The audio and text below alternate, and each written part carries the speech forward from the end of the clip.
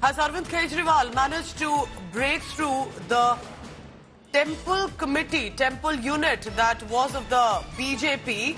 Because it looks like that these are the live visuals on your screen, that there was this temple Prakosh unit, of which we are told apparently about 100 members have joined. These are senior pujaris who were members. The unit that was set up by the BJP to ensure that the pujaris are taken care of. So right after the protest, first at CM residence, then PM residence, that's Arvind Kejriwal at the Aam Aadmi Party headquarters, accompanied by Manish Sisodia. And this, remember, is not just about after the Pujari Granthi scheme, which was to increase the salaries of the pujaris, to reach out to them, but then to also show that a certain unit that was broken by, that was of the BJP, now broken by the Aam Aadmi Party. And that is the reason that we see some of these priests, and we'll try and get more details on that, a full-on photo opportunity. The former Chief Minister, who's also Aam Aadmi Party convener, putting a scarf on pujaris from different parts of Delhi. This is basically a Mandir Pujari Prakosh cell. The Bharatiya Janata Party had set it up about in 2022 with an objective to connect with the priests as part of the social religious responsibility. But it turns out the Aam Aadmi Party has made a dent in it. We'll try and get more details, how many have really joined. And remember, this has clearly come as a boost for the pujaris, for the ones who were not earning as much, for the small temples that they were taking care of. To get 18,000 rupees per month is definitely a big hike for the local priests, because we're not talking about the big temples, whether it's the Balaji temple or the Ayodhya temple. We're talking about the local temples of the national capital.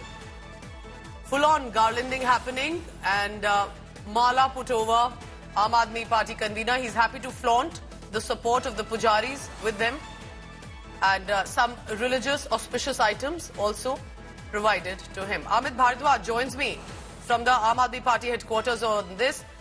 Amit, take us through the significance. What is the symbolism here that Arvind Kejriwal is trying to put out?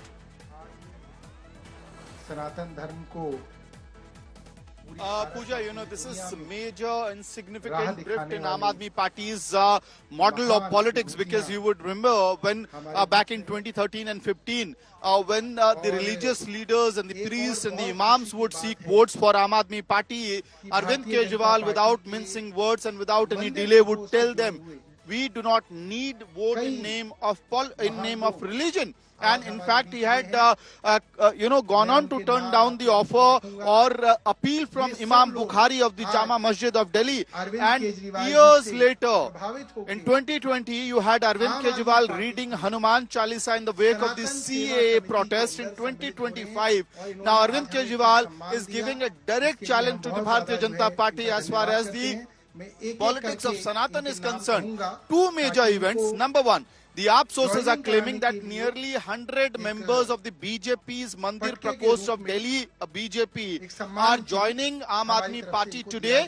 And second, Sanatan Seva Samiti has been launched by Arvind Kejriwal's party. What we are getting in the visuals from the stage is also very significant to understand and decode what's happening. Many of these members who have come from BJP's Mandir Prakosh are being, roped into Aam Aadmi Party. Arvind Kejriwal bringing in these Dharm Gurus, Pujaris, members of BJP Mandir Prakosh. And on the stage, you have Bhagwa flags. So clearly the BJP used to use this Bhagwa color as a token of their politics, and now Aam Aadmi Party trying to, make their own inroads through Sanatan Seva Samiti.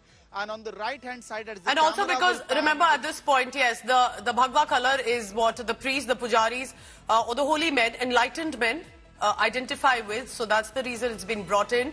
But is this a setback for the BJP? Because in many ways, that's their core agenda, especially when it comes to the Hindu temples, community, beliefs. But looks like, has Aam Aadmi Party managed to score here?